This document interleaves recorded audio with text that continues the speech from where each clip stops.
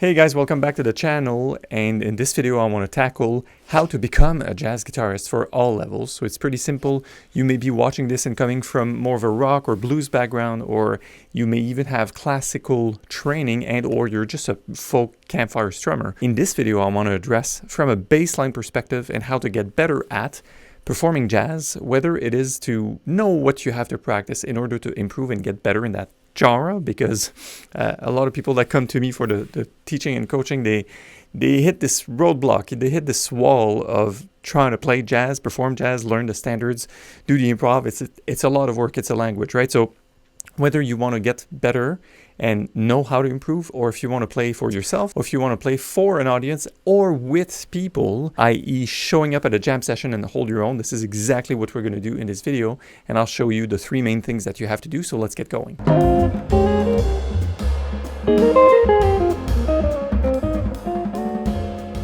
Okay, spoiler alert and quick caveat. A jazz guitarist will mainly have three roles, and please use the chapters and navigation below here on YouTube to go to the place that's interesting to you.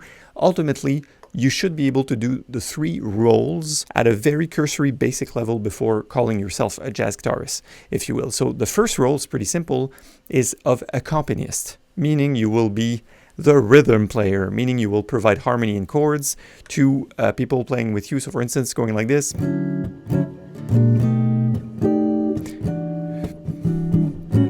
So this is what you'll be called upon on doing, whether you jam, whether you compose or you perform.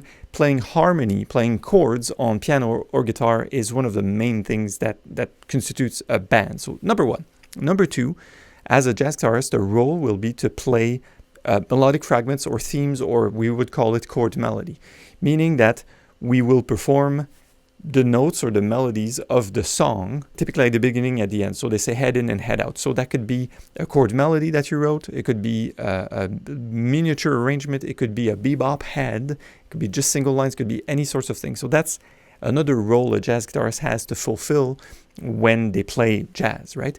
And the third role, last but not least, is the improv soloing side. So this is where, in the jazz context, we are trying to address the chord changes as they pass by, rather than doing what we've been told in rock and blues, which is, what's that key? Let's solo in that key and then you're all set.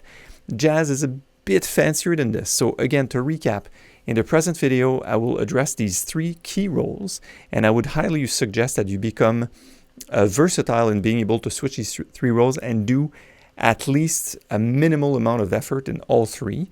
And of course, join us on the free Jazz Guitar Fellowship if you need any help, or you want to hang out with people attempting to do the same things and having the same kinds of challenges as you have. And with these, I will give you the foundations of the three roles, and then I'll do like the rungs on a ladder, meaning this is your starting point.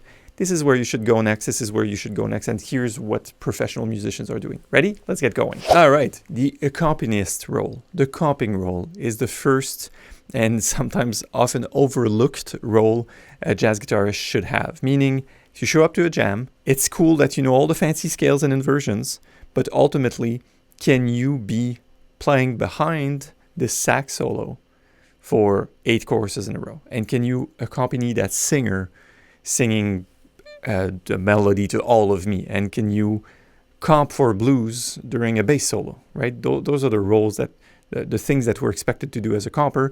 And the piece of bad news here is, even if I shred as a soloer in my studio here and I just practice all day, most likely than not, when I show up to a jam, I'll be playing chords most of the time. So where do we start? I highly recommend moving to something I call the shell shapes, link in the description. So shell voicings are chords with root on the 6th and the 5th string. I'm playing a C here for the root on the 6th. I'm playing with the 2nd finger and root on the 5th here. So with these two locations, we can have 3 chord qualities plus the misfits, so major, minor, and dominance, and develop a basic cursory language of accompanying with these chords. So namely, major, so I'll use a major 6 or 6 chord, or major 6-9, which is the same shape. For minor, I love the minor 7, so C minor 7 like this, or C minor 9 like here, like so, right?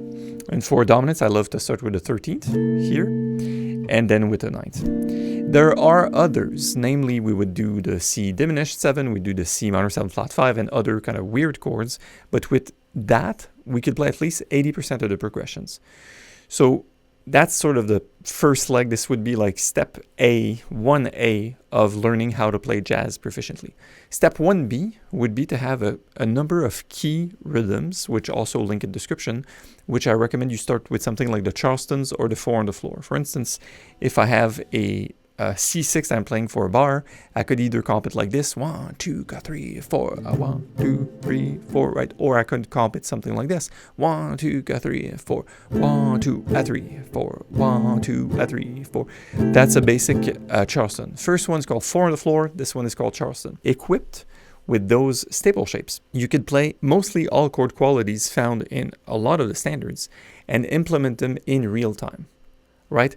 No need to look into I can't play bass notes because my bass player is telling me it's not working. No need to look into doing all inversions and then saying I must add my ninth and doing something. There's really no need for that at a cursory basic level. The best thing I recommend you do is to apply this on 3, 5, 10 standards and see how you do in keeping up with the form, which is the other part of being an accompanist is we got to know where we are, man. There's a song, it's All the Things You Are, or Stella by Starlight, or it's a blues form. And if I'm accountable for comping on this, I must know where I'm at all times. And it's also my job to be complementing whatever's happening in the moment. So I have to both apply these shapes, ad lib in real time, and be, say, responsive to what's happening within the rest of the band, which is not the case, say, if I learn a pop song or a rock song, there's a riff, I repeat the riff, and that's it. In jazz, even the accompaniment is sort of semi-improvised, all right? So let's start with the shapes, and then let's make sure the shapes are played in good time, that we stick to the form, and let's make sure that the rhythms, the basic rhythms, are tackled. I just did 2 swing rhythms.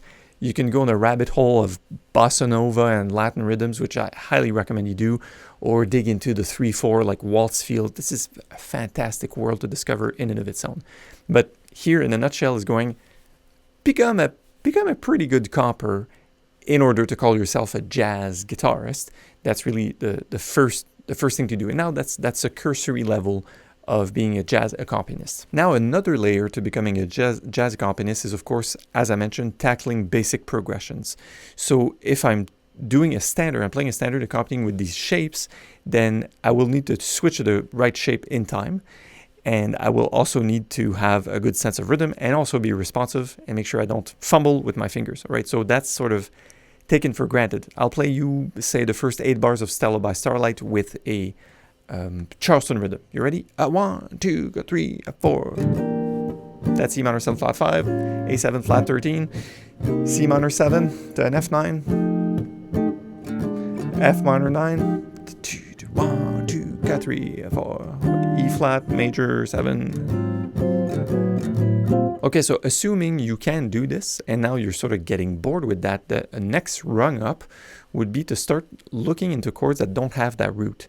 And my best recommendation to save time and save energy and not make things any more complicated is to start with the staples, namely, say I'm going to do a C6, and start with that staple and simply remove the root, which makes it look like a shape like this. There's an implicit root here that I'm not playing, and in my vocabulary, my parlance, I call this a shell plus 1. So it's a shell plus 1. I say shell because I think shell 3rd and 7th.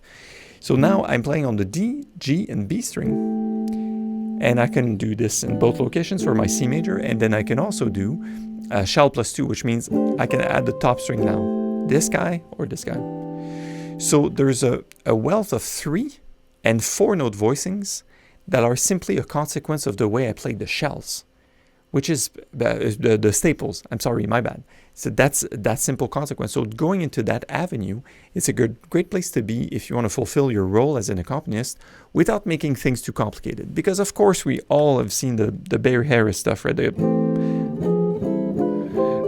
Which is good, and also all inversions, right? So I want to do C, and I want to do inversions on top strings, that's good stuff. But it's pretty much very complicated for very few applied implementations on standards. So those are different rungs. So start with your staples, then look at the shell plus 1, shell plus 2, and then maybe down the line you can do fancier stuff with extensions. The important thing is to be able to fulfill that role once again. Okay, so the whole role idea is often what happens in the practice room here is not necessarily related to what I have to do when I perform, and that's a biggest takeaway for me in lessons. Going like, wow, I just practiced an hour a day for the past month, but actually only of all these days, maybe only 10 minutes was dedicated to doing the thing I was supposed to do. I'm just drilling and drilling and drilling, not doing the thing. So I highly recommend you do the thing to become well-versed at jazz guitar. This is the best shortcut and the best tip I can give you. All right, now just a quick note for you guys that are way more experienced and you already have these grips. You may tell me, Mark, I know how to play C major 7, it's like this. I know how to play C7, it's like this. I know how to play C minor 7, it's like that. And I will tell you why I highly suggest you let go of these shapes for now and why you can start to implement the staples and they're better. The first thing is if I do a C like this, I have an empty fifth right there. The fifth is the thing that will make it boomy and at jam sessions that bass player will tell you, man, don't play the roots, I got this. The root and the fifths are typically the first thing that have to go in order for us to play more colorful chords. So transform this, C major 7, this, into something like that.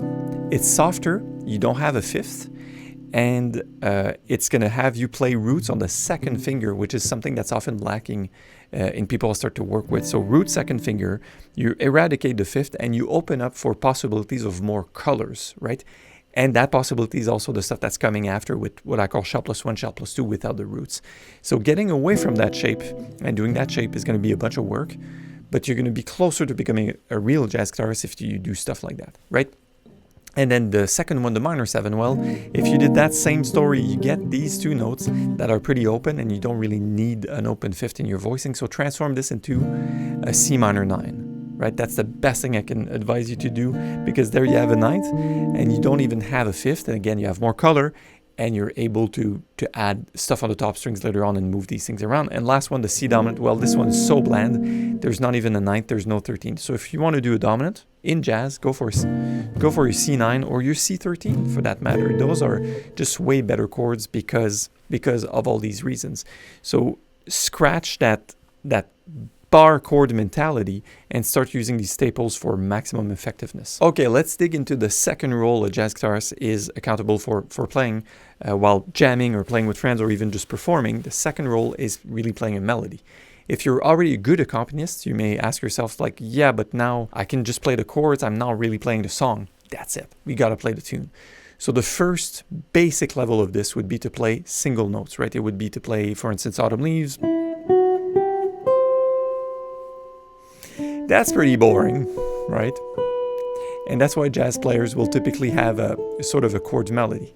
Caveat, I'm talking about the cursory basic foundational level in this video, and what I find is in myself and others, we tend to overcomplicate the way we build chord melodies to harmonize each note, and then we make it basically unplayable. So remember, it's about our role. The role is to play the song so it's recognized. It could be for my own enjoyment, it could be for an audience, or it could be while I'm jamming with the people. Suffice to say, it's the melody that's occupying the prime important space in the ears. So we need to go, oh, it's that song they're playing. Perfect. So the basics is to play single note, sort of boring. The next step up from that, which I cover, of course you can join the Jazz Guitar Fellowship, is to do basic chord melody, aka thin chord melody, aka the Bill Frisell approach. So that would be playing the top melody and seeing what I can do to supplement that. Meaning for Autumn Leaves, I may do something like...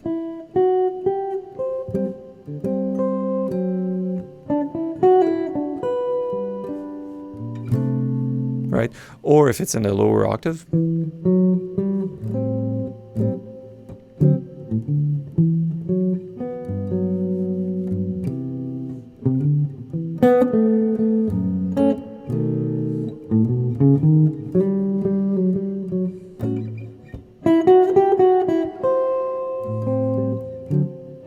Right, so that's not a full Joe Pass extravaganza, fully arranged classical piece. It's putting the melody forward and then seeing what else can I do with that. So that would be the second layer. First layer being naked melody, which I find pretty boring. And second layer would be thin, minimalistic chord melody. Now the next layers up from that, I think you can safely assume that it's just building more meat around the bone. Caveat. Playing stuff like, say, Joe Pass is a good thing, but if it slows you down from jamming with people and that you get caught up at a jam session, which happened to me all the time, I'll get to the jams like, all right, let's play this tune. I worked up Have You Met Miss Jones? Cool. I know the chords, I can solo, and then I get to play the theme, and I have this fully built chord melody that's sort of crazy. It's over-arranged, overhyped, it's too technical, and my friends call it, and they go, you ready? 1, 2, 1, 2, 3. Ba, ba, da, dee, da, da, da, da, da, da. I'm like, okay, there's no way. There's no way I can hold to that melody. So the chord melody I built is too complex. So what I reverted back to is just playing the single note thing, naked, that I find boring. This isn't my world. And just swallow sadness. At this point, go like, all that work for nothing. So it's important to be sensible and to build things for the role that you're sitting in, right? So naked melody is fine. Doing a full chord melody is fine, but make sure that it can be usable in context. And here's the alternative as well. What I love to do is if I build like really complex chord melodies for my own purpose, I may use them and play them rubato, like as an intro. There's something I do with a lot of students would be autumn leaves, right? So I go...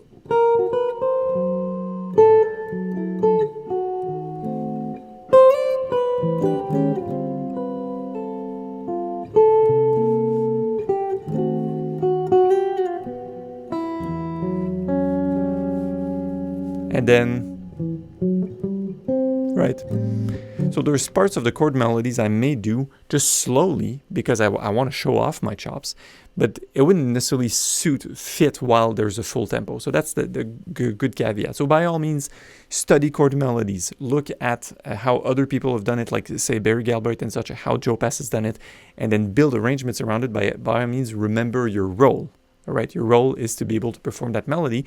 And also sometimes we've got to bite the bullet and go, it's a bebop head, we're playing ornithology, I'm not going to build a chord melody around that, and that's absolutely fun as well, to just play rapid fire 8 notes. All right, let's move on. Okay, quick recap. So far, you have sat into the role of a jazz guitarist, you know how to become one, you have accompanied well at any rung of that ladder, and now you're able to play the melody or the theme to the song. So you have 2 roles out of 3 fulfilled, and without further ado, we're going to dig into the improv side. So you're an improviser, you're a soloist.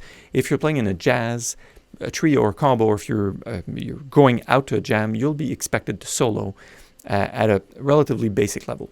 So let me just draw a line between what we typically do in rock and blues and what's happening in jazz, and that's sort of a smash on the side of the head, or it's like a paradigm shift for a lot of people starting to work with me. I love, the B.B. King stuff. I just love that stuff. And I was watching some Joe Bonamassa.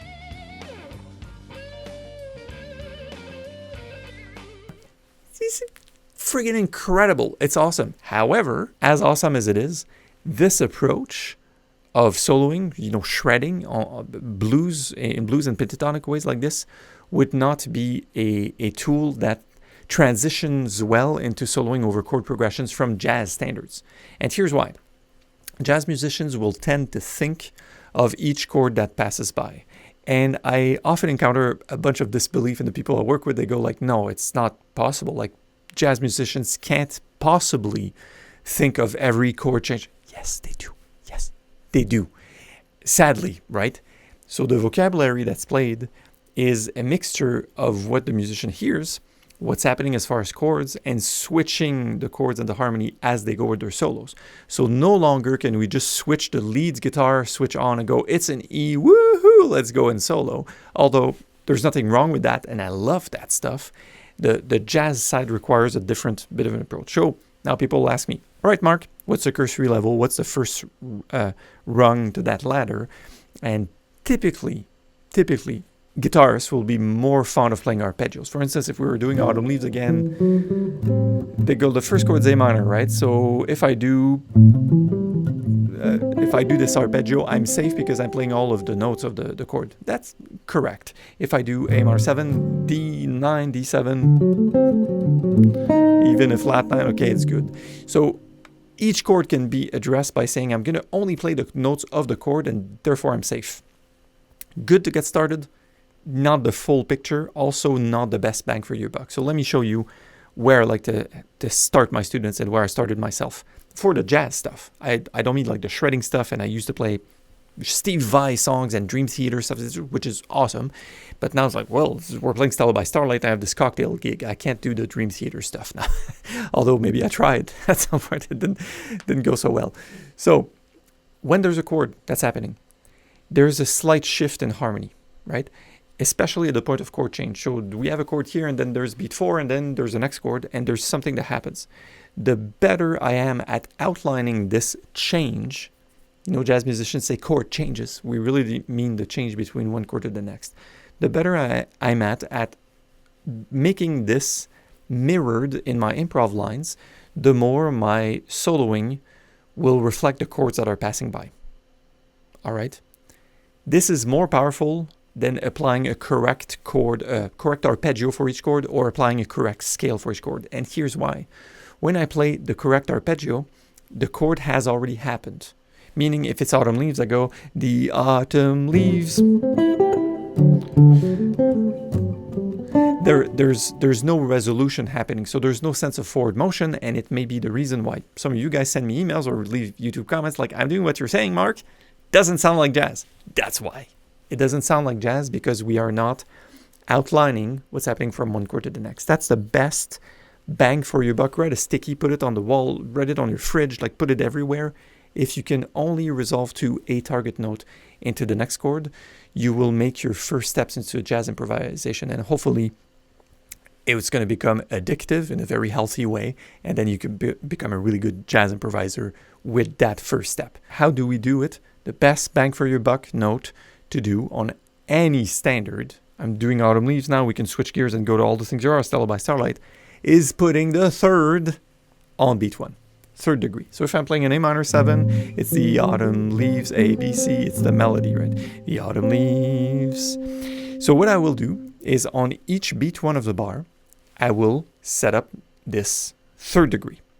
So it's easy. If you can already play your arpeggios, you're playing 1, 3, 5, 7, forget about the rest, just do 3. 1, 3, 3, you're there, you're done.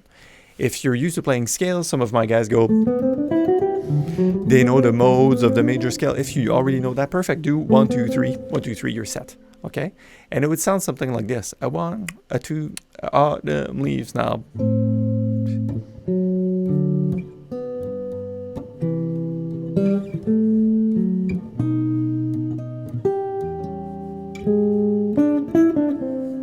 You see, we hear a sense of forward motion that the changes are coming, and we're hitting a target tone. Yes, there are other target notes. Before you get to the other rungs on the ladder, don't go and freak out and say, I have to target the 5th and the 7th and the 9th. Don't do that just yet. There's not much to be gained there just yet, all right? So put the third, and then you will also notice that jazz musicians tend to phrase in different ways. The difference in shredding in this way would be like the chord hits, and then there's something that's happening on the chord. And then the next chord hits, and then something happening on the chord, right? Typical jazz lines are built the other way around. There's a line, and then once the chord hits, it's a landing point. So it's like everything is picking up into this. So for a starter exercise, maybe that's your second rung on your ladder of improvisation in a jazz realm.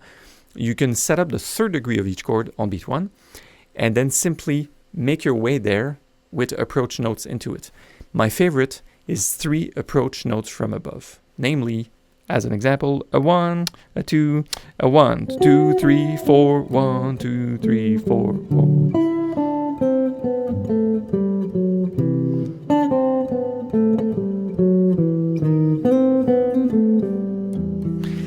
Tell me you didn't hear the changes. You heard, right? You heard all of these changes, but I was simply playing a single note. It's worth checking this out. And once you're really good, instead of doing a quarter notes like I was doing, like a 1, 2, 3, 4, 1, 2, 3, 4, 1, 2, 3, 4. I can do a 1, 2, 3, 2, 3, F4, and 1, 2, 3, F4, and 1. And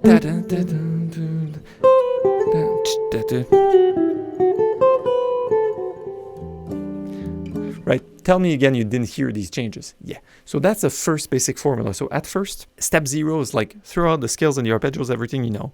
Second step is just target the third. Third step is approach into the thirds. Now, what do professional musicians do? Of course, a Metheny, a John Coltrane, Mike Stern, Charlie Parker, or Charlie Christian, or Wes, that sound. Of course, these guys practice scales. Don't get me wrong. But practicing scales emptily in and of themselves does not help me fulfill that role of being a jazz guitarist, say at a jam or playing a performance. All right. So it's important to first have a really, really, really solid grounding in making that change before I start to try to develop more vocabulary. Sure, you'll be at a jam and you can resolve into your thirds and go like, blues lick, arpeggio, resolve to the third again, do this, do that. But that language of being able to, like a cat, fall back onto your feet is crucial, because now you're making the harmony heard as a comper, as like a comper, but as an improviser. And that's exactly how we can hear sax players or trumpets like, wow, like we hear all of the chords. What are they doing? Are they doing ba-ba-da-da-ba-da-da? But no, they're not just doing arpeggios all the time. Cool. They're not just doing scales all the time. No, what are they doing? They're outlining, highlighting the change from one chord to the next. I hope this strikes a chord, because often I'll work with people that are really attempting to build vocabulary and get into fancier scales, say the altered scale, diminished scales, or certain modes. And then I try to talk to them into saying, well, yes, that's good if you make your way into the chord or if your resolutions are properly aligned. But even if you build all this like fancy materials, if we don't hear the chord going by in your solo, you're not effectively jamming from that jazz paradigm, like jazzing it up in that paradigm. And of course, the best way to go about this is to say, start with stuff that's familiar. If you're familiar with blues, then you can say, well, what about a blues that the turnaround's a 2-5-1 instead? Keep your blues shredding vocabulary, your pentatonic stuff, beautiful. Then get there, plug in a Kenny Burrell lick. Oh my God. And then you're a jazz player, right? So that's it for the tips about the improv. Okay, guys, that's it for this video. Just a quick tip. You have noticed that the roles of a jazz guitarist here are really song-centric. So without an approach to tackling standards, all of the stuff I said in this video would be useless. So I recommend you go to the fellowship here, where you can take my class for free on implementing the 7 stages on standards. You can do this on your own. You can pick any standard you like. It works for any level, works for any song, any progression. So I hope to see you in there to hang out with me and thousands of students. It's free forever. So it's not a big ask. Just enter your email, get in the group. All right. And then just to summarize, if you did what I tell you here at a very cursory, basic, foundational level, you are able to accompany at a basic level with staples with good timing on standards, and you don't get lost in the form. Hopefully, you just keep going with the tune. And you're able to play the piece, meaning you can either play a minimalistic chord melody or some single note version of the melody, of the theme of the song. And thirdly, you're able to play a convincing single line improv solo that is effectively outlining the change to the third of each of the chord as a starting point. If you can do that, pat yourself on the back. Good job, you're a jazz guitarist now. Yeah. And now the work begins. So now you have to address all these other fundamental things that are building vocabulary in a jazz sense, and also building a repertoire, which is what I really recommend you do in the fellowship, which is after you can do this on 5-10 songs, stuff starts to happen you're playing, and then you'll have really relevant questions like, yes, where do I implement the harmonic minor? What's that ninth arpeggio mark? What's that chromatic thing? How about modal tunes, right? All these things come up. But if we start with the foundations and make things really song-centric, I can promise stuff is going to happen you're playing. On that note, I'm Mark from jazzguitarlessons.net. Thanks for watching. I'll see you in the next video. Bye.